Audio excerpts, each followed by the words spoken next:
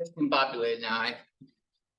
Your single question just threw me off my course. All right, so we did 11.2 and 11.3 on Thursday. Let's take a look at like some problems from there.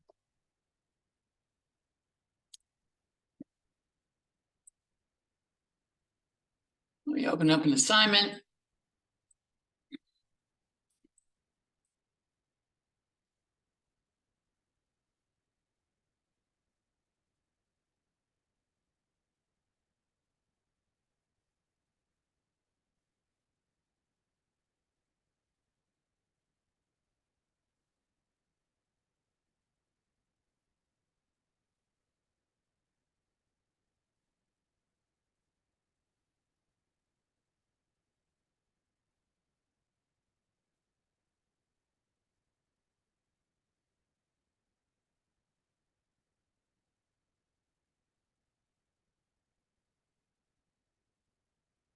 All right, so this is 11.2. This is number 5. I don't know if this is a good question or not. We're going to go through it. It says it completes parts A and B, so there might be some good stuff. It says, to illustrate the effects of driving under the influence, DUI, of alcohol, a police officer brought a DUI simulator to a local high school. Student reaction time in an emergency was measured with unimpaired vision and also while wearing a pair of special goggles to simulate the effects of alcohol and vision. For a random sample of 9 teenagers, the time in seconds required to bring the vehicle to a stop from a speed of 60 miles per hour was recorded. Complete parts A and B. And note, a normal probability plot and a box plot of the data indicates that the differences are approximately normally distributed with no outliers. A, whether the student had unimpaired vision or wore goggles was randomly selected. Why is this a good idea in designing the experiment?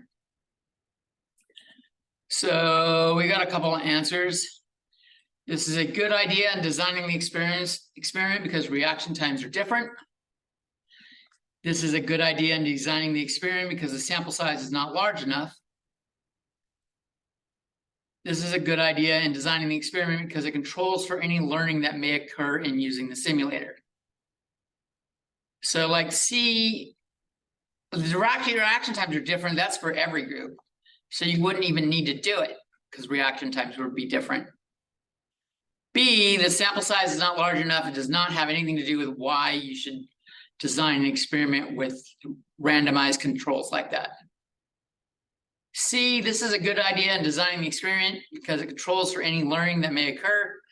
This prevents like having the same student do it both ways, like go through the simulator without the goggles and then with the goggles, because if it doesn't change, or if it's very similar each run, then you learn how it works better. Your reaction time will be faster on later runs, so it could affect it. I'm feeling like C is the answer.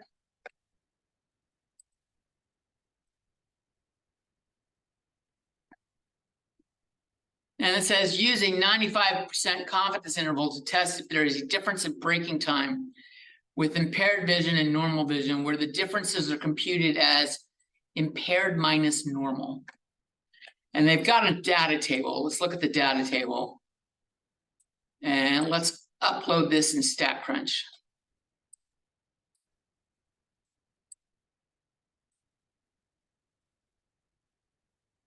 So this looks like, I guess we're doing it's not going to be a paired, even though there's 9 of each, because there's no connection between different students. Wait.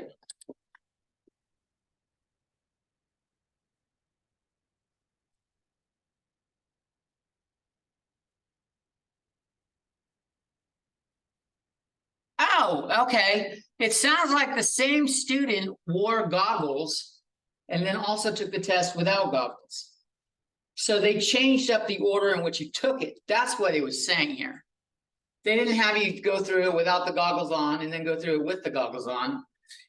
For every student, they like alternated, like half of them wore the goggles first and without the goggles second, and the other half did the goggles second and had no goggles first. So it is actually a paired thing. This is coming from the same student.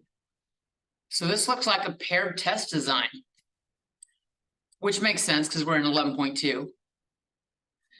So this is going to be a stats, T-stats paired, which is funny because the topic is impaired. And they said they're doing impaired minus normal.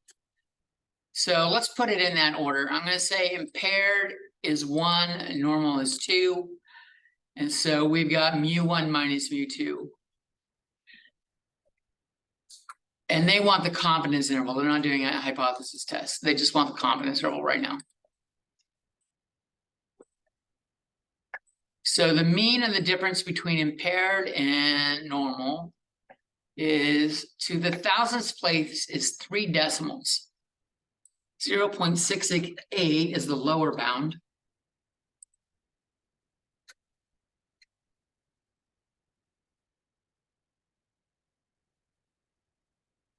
And 1.276 is the upper bound.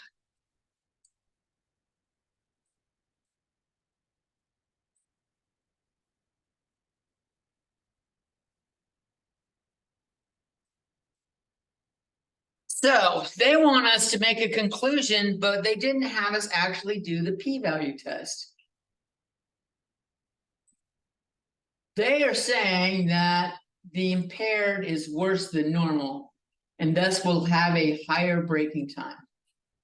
And by doing impaired minus normal, they showed a range of, let's just say 0.6 seconds to 1.3 seconds, 0.7 seconds to 1.3 seconds. The people with impaired vision had a range of 0.7 to 1.3. Now, how that works on whether or not we reject H naught and support HA goes a little something like this. H naught is going to be mu1 minus mu2, which is the mu d thing, equals 0. HA is going to be mu1 minus mu2 is going to be like greater than 0. And then they didn't do the p-value test, but they got a range.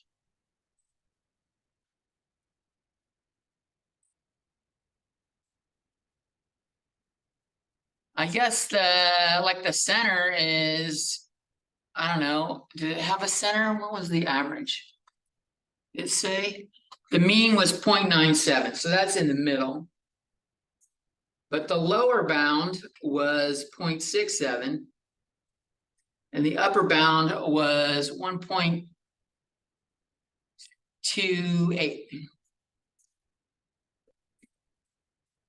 Whether or not we choose to reject H naught or not is whether or not H naught falls inside of our confidence interval. H naught was this difference equals 0. H naught is over here. So H naught is not inside our confidence interval.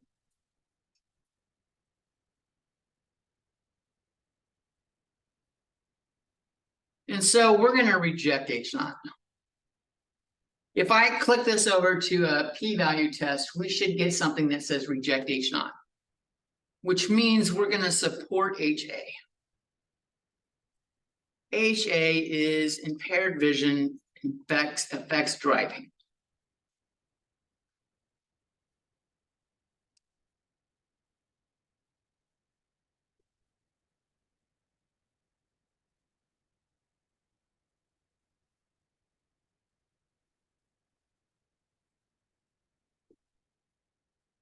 The question is, does that really correlate to testing for DUI?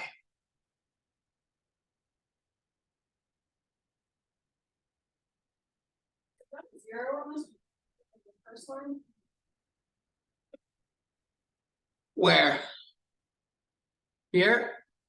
Right next to it. That? Yeah. It's a D.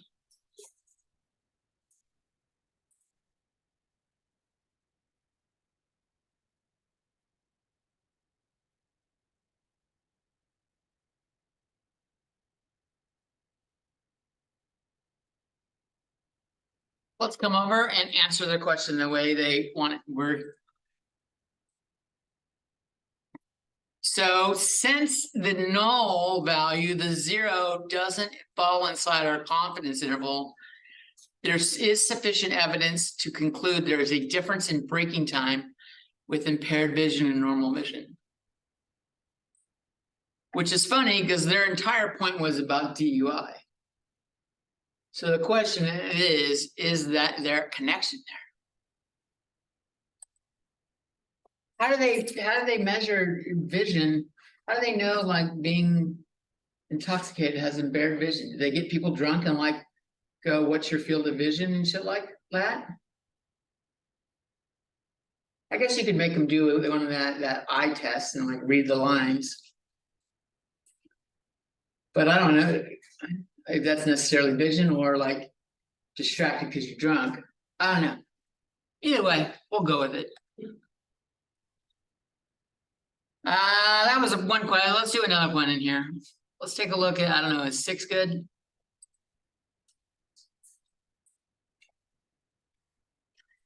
Number 6, let's take a look at number 6.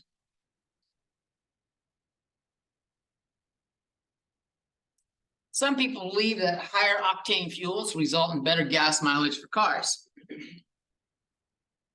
To test this claim, a researcher randomly selects 11 individuals to participate in the study. Each participant received 10 gallons of gas and drove his car on a closed course. The number of miles driven until the car ran out of gas was recorded.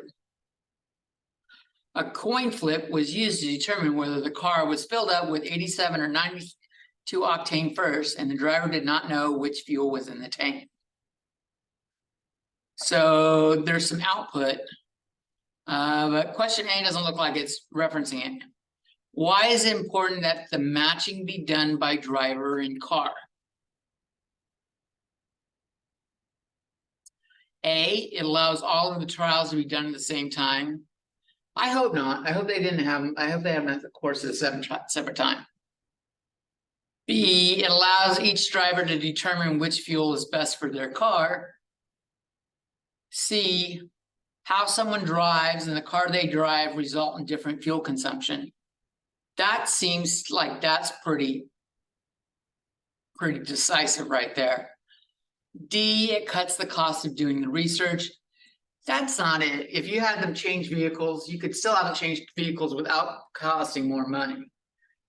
The idea is you're going to drive the same car the same way, and does the fuel actually improve performance or not? If you're driving a different vehicle, you might not be used to like the acceleration on it, you know, like all sorts of shit. But if you're driving your own car, then you're like comfortable. I'm thinking it's C.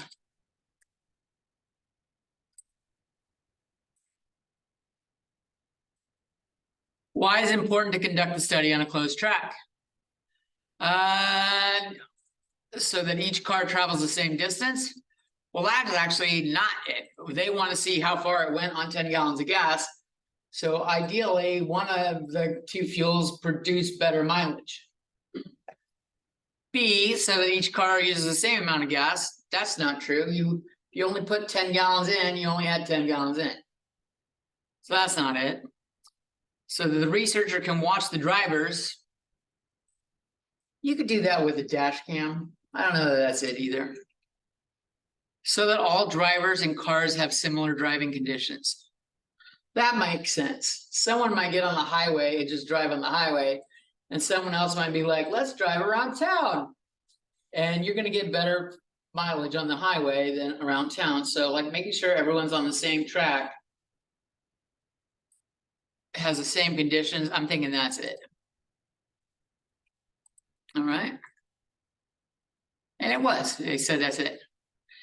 It says the normal probability plots and linear correlation coefficients for miles on 87 octane and miles on 92 octane are given.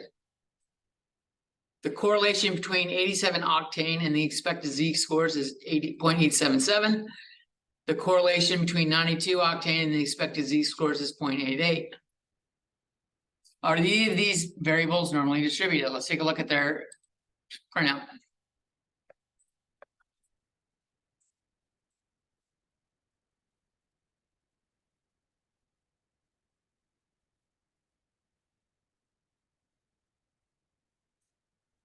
I don't know, it might be. We need the critical value table. We need to compare the critical value with the correlation coefficient.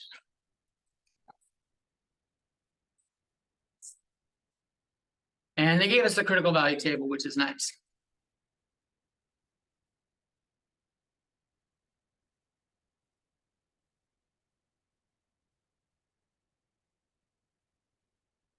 And what we want to do is check our correlation coefficient versus the critical value.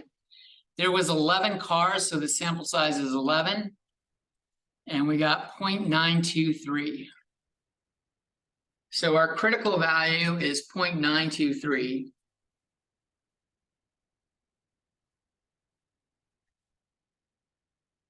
And we had 87 was 0.877. That's our R. And 92 octane had 0.88. That's R for 92. We need to know if R is greater than the critical value. In neither case is it. No and no.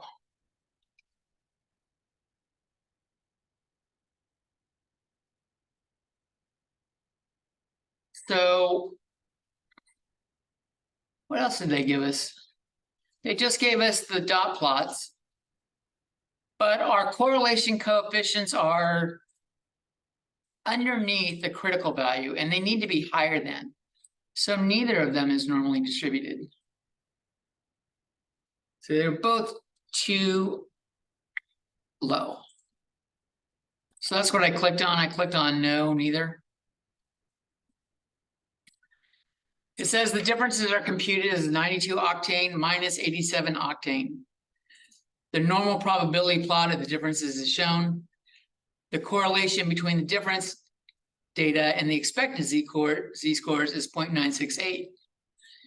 Is there a reason to believe that the differences are normally distributed? They got yes or no there. Slope of line and the correlation coefficient. It looks like we're going to say there we want to connect correlation coefficient to critical value, and the differences actually do have it higher. It is higher than 0.922, so the differences actually work. The correlation coefficient is greater than the critical value.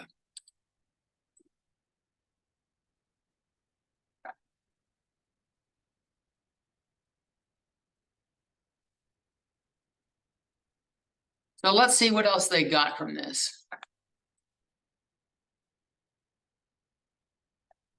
They got a p-value of 0.120.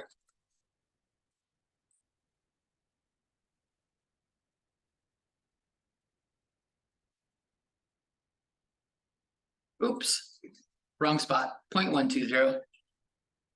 And they had alpha equals 0.05.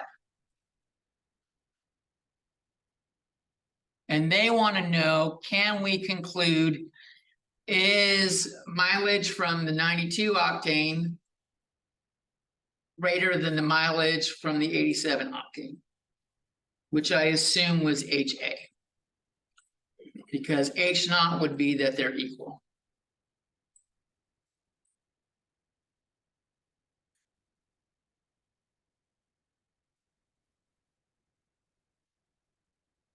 Well, what can we conclude based on our p-value and our alpha?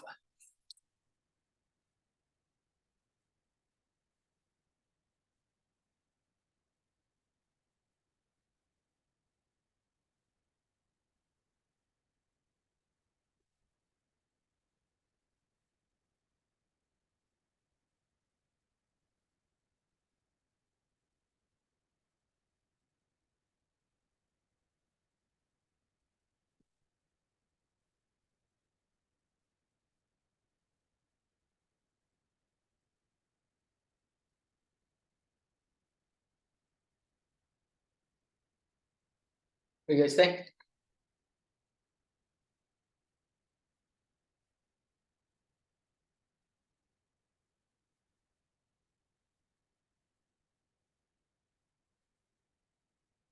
Is the p-value higher or lower than alpha?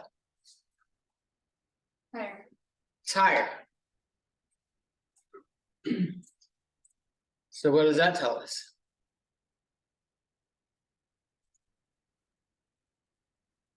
What do we do if the p-value is too low? Check them. We reject the hoe. But we're not too low here, are we? We're not too low.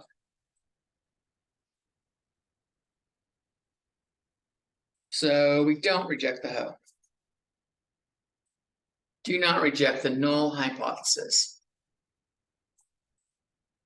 which means do not support HA. Which means there's not enough evidence to support better mileage.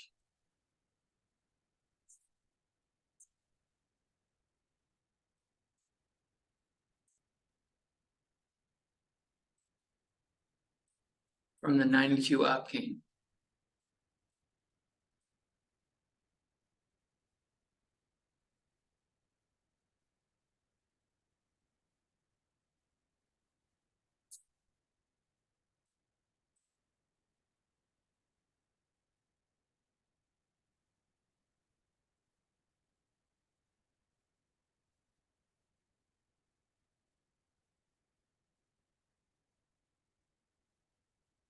They actually had us start with that, saying what H naught and HA were. I didn't realize that.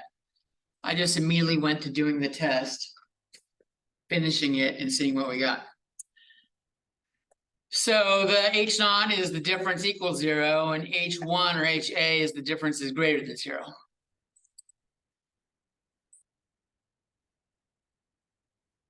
The test, God damn it, I didn't know I needed the test statistic. The test statistic is 1.25.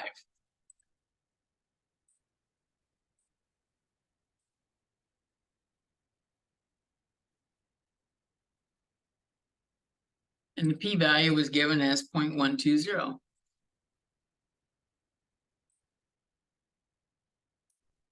And we said there was not enough evidence to conclude that the mileage from 92 octane is greater than the mileage from 87 octane.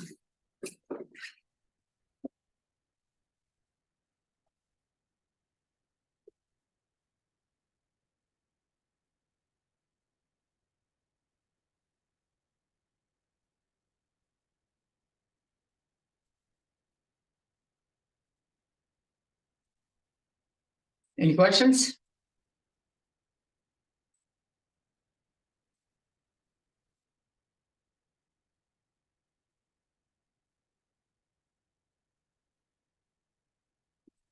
All right, let me put what I had written down up a little bit longer in case anyone was still writing that. I realized I got a little hasty.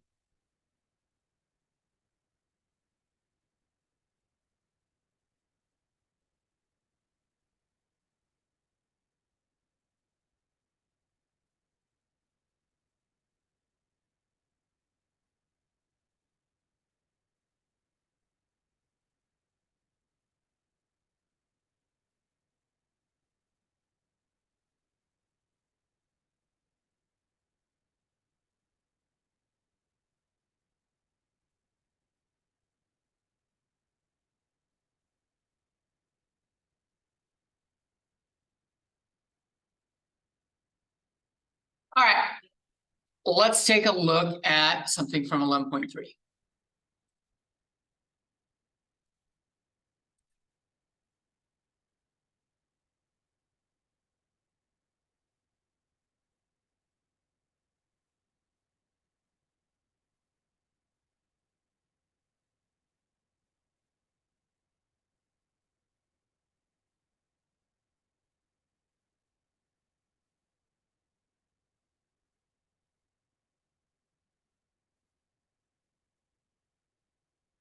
So question number 5 on 11.3.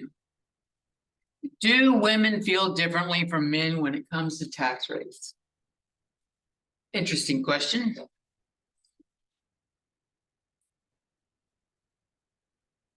Oh, that's not really the exact question. That's what it says. Do women feel differently from men when it comes to tax rates? And then one question on a survey of randomly selected adults asked, oh, what percent of income do you believe individuals should pay an income tax? Yeah, so that is the right thing. And they give us some stuff. And we got survey results right here. And they want us to do like, look at a box plot. So maybe we should like do a box plot. Let's open this in StatCrunch and do a box plot on this.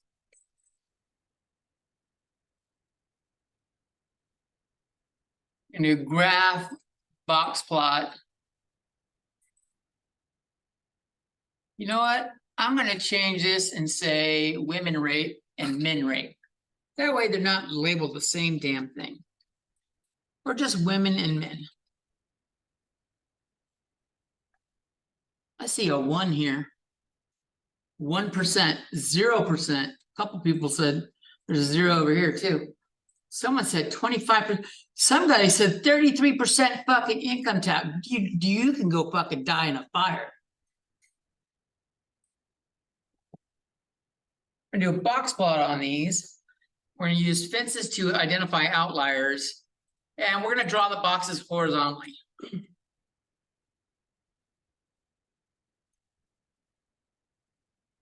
And it looks like men and women, their graphs look the same, similar.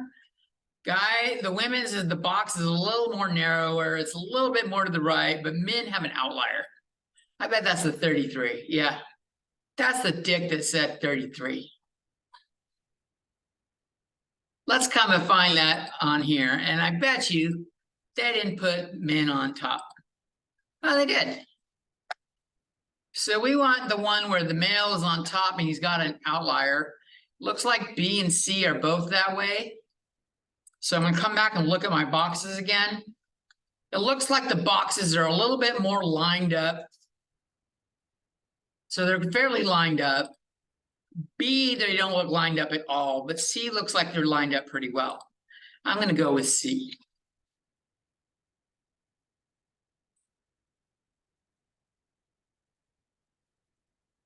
Does there appear to be a difference in the income tax rates between the genders?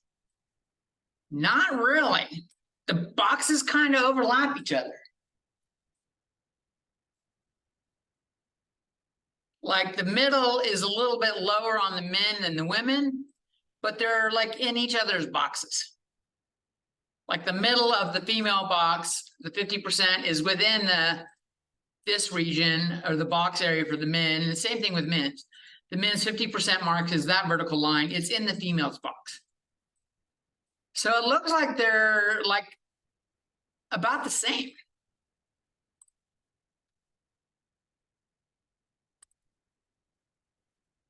Are you fucking kidding me? We're going to go with the higher median and that alone. All right. The females have a higher median. That's the middle line.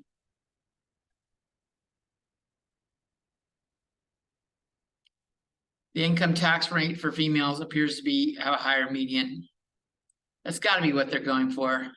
I don't think that's enough right there. Explain why a hypothesis test may be used to test whether the mean tax rates for the two genders differ. Well, it says a survey of randomly selected adults, so we know that that's true. There was only, oh, I don't know how many there was. Let's go look at StatCrunch to see how many rows there were. There was 30 of each for this part. So it's a small relative to the size of the population, but the sample size is large enough. So each sample size is large. And they're obtained independently from each other. They don't need to be the same sample size.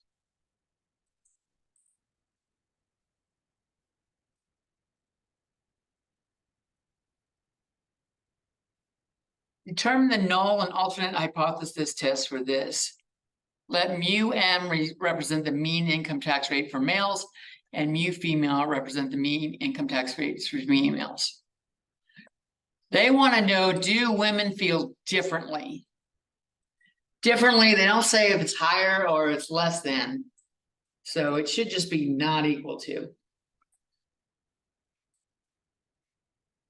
Mu m doesn't equals mu f for H naught, and mu m does not equal mu f for HA.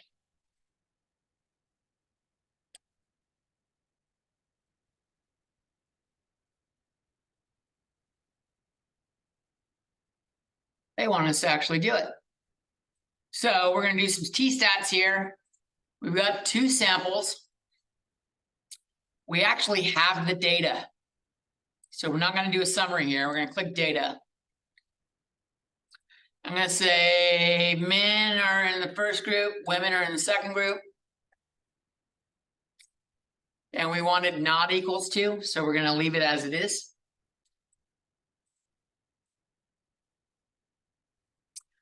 And we get a test stat. So this is 11.3, number 5. And I left my cap off my black pen for a little bit, so it's not happy.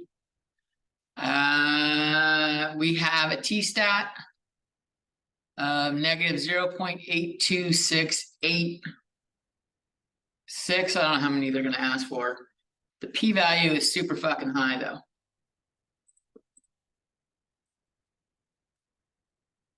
And we have H naught mu1 minus mu2, or mu m minus mu female equals 0. And HA is mu m minus mu female does not equal 0. And I got 0.4117. Let's come over here and see how many decimal places they wanted. They wanted 2 decimal places. To 2 decimal places, I have negative 0.83.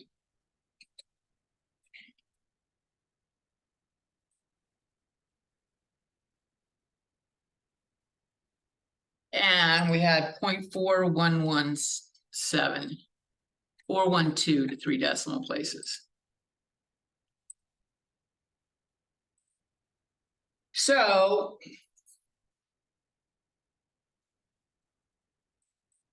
did they give us an alpha? They did. They gave us alpha equals 0.05.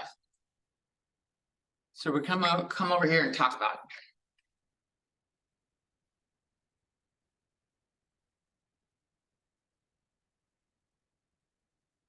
So p-value is 0.412.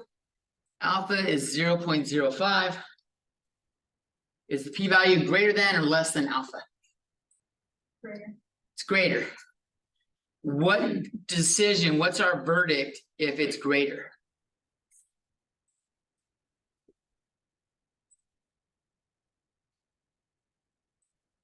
Is it too low or not too low?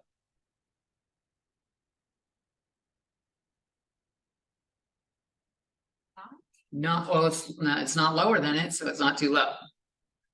That's how too low means it's lower than alpha. Not too low means it's not lower than alpha. So it's not too low. So what do we do when it's not too low?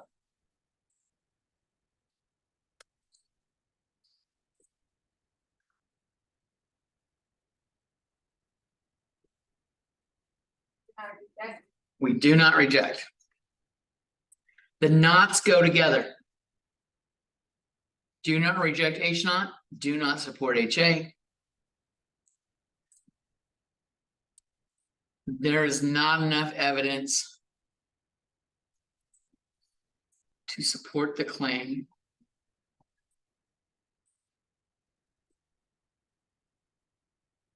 that women and men feel differently about the tax rate.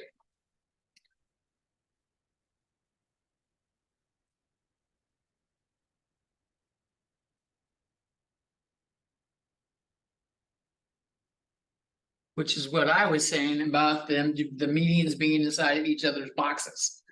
But apparently they wanted us to do this long-winded form here.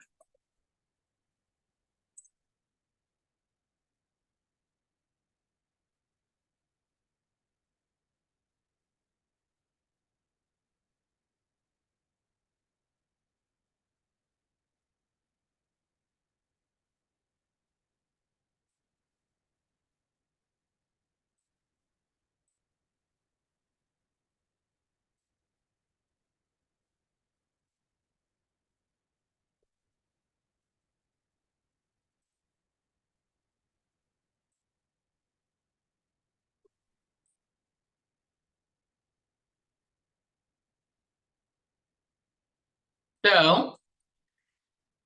Let's come back and answer it.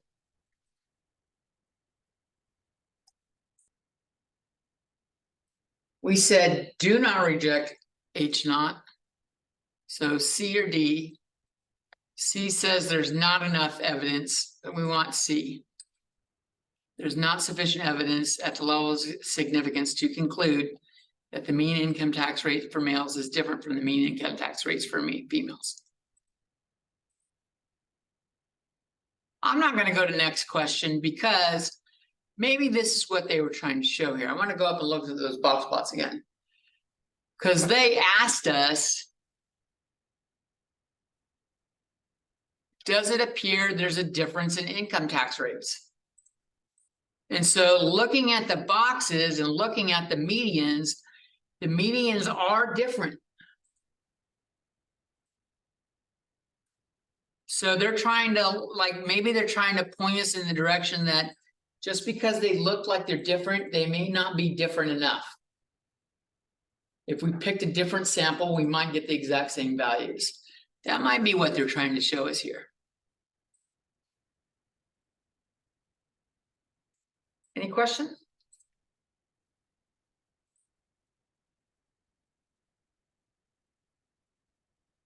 Okay.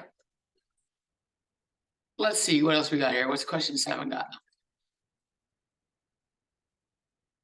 Yeah, this is ugly.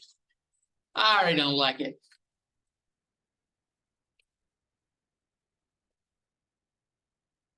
Big old ugly box over there. Looks like they're doing our StatCrunch work for us. 11.3, number 7. Physical therapist wanted to know whether the mean step pulse of men was different or less than the mean step pulse of women. I don't know what the fuck a step pulse is, but I know what mean means. It says the mean of men is less than the mean of women. So I'm going to write that down. She randomly selected 58 men. So N for men was 58. And for women or females was 73. Each subject was required to step up and down a 6-inch platform. The pulse of each subject was then recorded. Like just going up 6 inches and then back down once? And checking the pulse like immediately. One step should, in my head, to change the fucking pulse a lot. Did she have them do it repeatedly? This isn't it's not clear. The following results were obtained. She wanted to know if men were less than women.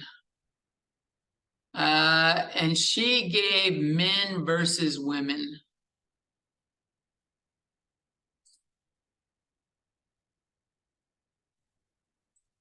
And it says mu of men equals mu of women, and mu of men is less than. So this is the information, this line right here, this is telling us what they put in, the way they put it in. They use men as group 1.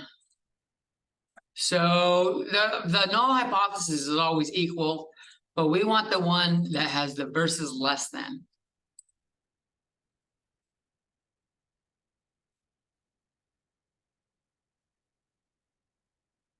Identify the p-value. It's got to be this 0.0448.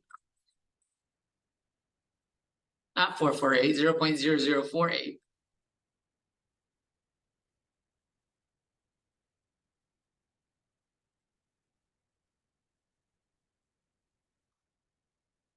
And it says state the researcher's conclusion. Look at alpha is 0.01.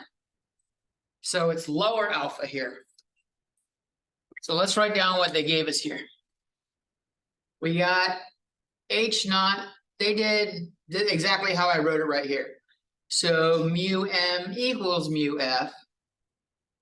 And HA was mu M is less than mu F. They had a t-stat of -2.63. a p-value of 0.0048. And they gave us alpha equals 0.01. They gave it a really a high level one.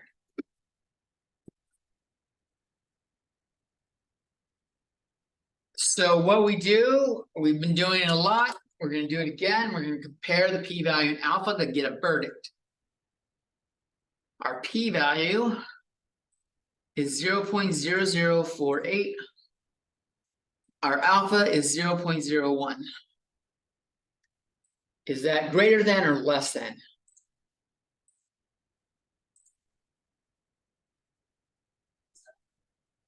It's less than. Just because the 4 is higher than the 1, it's a different decimal place. So the p-value, is this too low or not too low? It's in the too low category. So what do we do when it's too low? Come on, say it. If you don't want to say ho, you can say reject the null. Coward. No, I'm teasing. Reject the null. What do we do with HA? We support HA. HA was min are less than min. Men's step pulse was less than women's step pulse.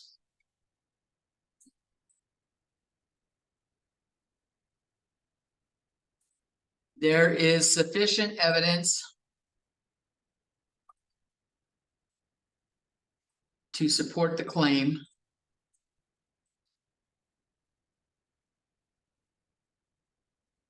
that the mean step pulse of men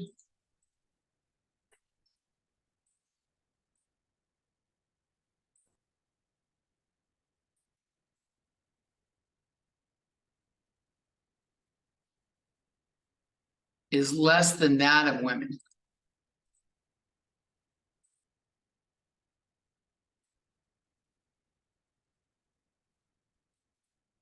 At alpha equals 0.01 level of significance.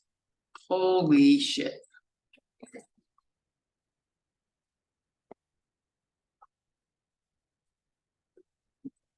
One step doesn't seem like a lot to base that on.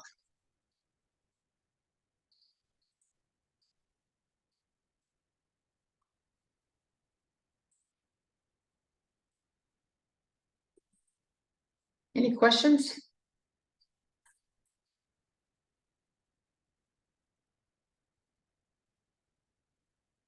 All right, I don't think we're going to get another problem done, so I think we'll stop it here and we can chill for the next class.